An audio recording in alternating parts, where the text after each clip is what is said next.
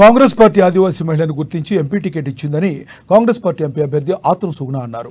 బడుగు బలహీన వర్గాల అభివృద్ధి పార్టీ లక్ష్యమన్నారు. ఆదిలాబాద్ ప్రజలు హక్కును చేర్చుకుంటున్నారని ఆశిస్తున్నారని మీ ఆడబిడ్డగా అడుగుతున్నా ఒక్క అవకాశం ఇవ్వాలని వేడుకున్నారు.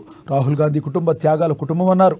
ప్రజాస్వామ్య పరిరక్షణకు రాహుల్ గాంధీ ప్రధాని అవ్వాలన్నారు. ఎంపీగా గెలిపిస్తే ఆదిలాబాద్ను నెంబర్ 1గా అభివృద్ధి చేస్తానన్నారు. కేవలం ఒకే ఒక్క అవకాశం ఇవ్వండి, చివరి శ్వాస వరకు మీతోనే ఉంటానని పేర్కొన్నారు ఆత్రం సుగుణ.